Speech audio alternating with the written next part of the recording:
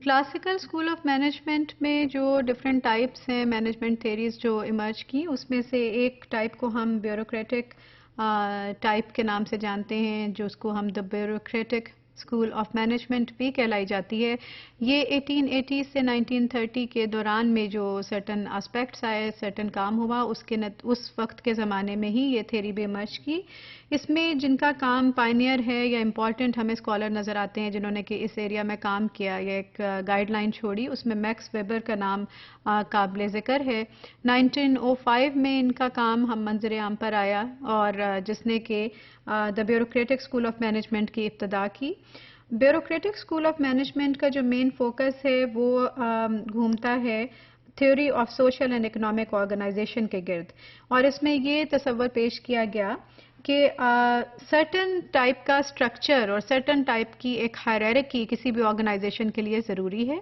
اور اس میں انہوں نے 6 مختلف اس کے پرنسپلز، میجر پرنسپلز پیش کیے، 6 مختلف اس کے جزو پیش کیے جن کے گرد ان کی تھیری ایگزسٹ کرتی ہے، جس میں سے کہ پہلا ان کا پرنسپل تھا کہ کسی بھی آرگنائزیشن میں ایک فارمل ہائرارکل اسٹرکچر کا ہونا بہت ضروری ہے۔ So everybody should know exactly کہ وہ کس کے انڈر کام کر رہے ہیں، ان کی رپورٹنگ لائن کیا ہے، اور ڈفرینٹ ٹیئرز ایک آرگنائزیشن میں مینجمنٹ کے ایگزسٹ کرنا ضروری ہیں، جس میں کہ ضروری نہیں ہے کہ ٹاپ مینجمنٹ کا ایک ہی ٹیئر ہو۔ There can be certain levels and certain tiers within any organisation, لیکن اس کے اندر ہائرارکل اپروچ پہ انہوں نے ایمفسائز کیا۔ So there was a lot of bureaucracy and hierarchy that exist in this model, جس میں کہ line of communication, reporting lines, how to contact and when to contact and whom to contact, اس کا ایک clear path way ہے، اور اس میں کوئی فلوئڈٹی کا جو کانسیپٹ ہے آرگنائزیشنل ورکنگ میں،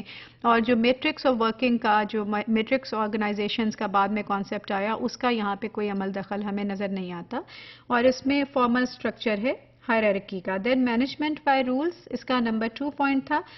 مینجمنٹ بائی رولز میں انہوں نے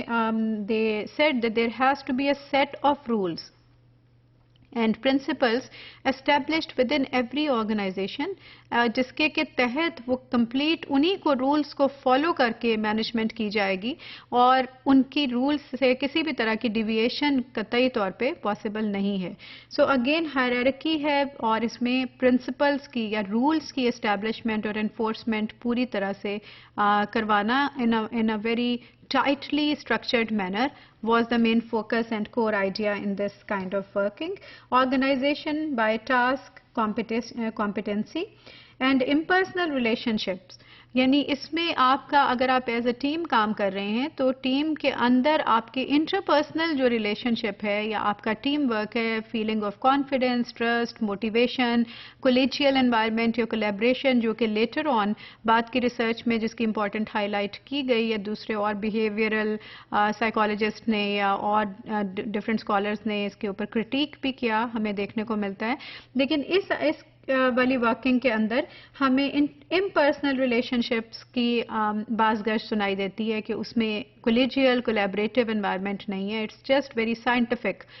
manner that you are just giving a task like a transition machine, that you are giving a task and then you are just getting the feedback. Focused mission, you are always focused on the mission for which you are working. Employment based on technical qualifications, so you can just get the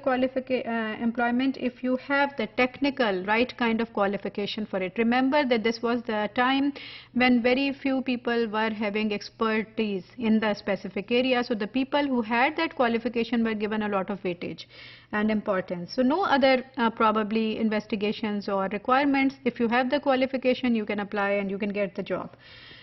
Number 2 work that was done, it was done in the category of which is called the scientific school of management. اس میں Frederick Taylor کا کام 1911 میں important ہے، اور انہوں نے بہت زیادہ جو امپورٹنس دی اور توجہ دی وہ تھی سائنٹیفک اپروچز کی، ٹولز کی، کسی بھی مینجمنٹ کو مانیٹر کرنے کے لیے۔ نمبر 2 پہ انہوں نے ٹریننگ پروگرامز پہ بہت زیادہ ایمفسائز کیا کہ آپ اگر ایسے ٹیم آف پیپل کے ساتھ کام کر رہے ہیں who are not trained, who don't know the job properly, the workforce, so you need to give them the training programs which are scientifically structured, and following those جن کے بعد میں آپ انشور کر سکیں کہ وہ سرٹن ٹائپ کے اسکل سیٹس کو اپنی ٹیم میں پیدا کرنے کا باعث ہوں گے.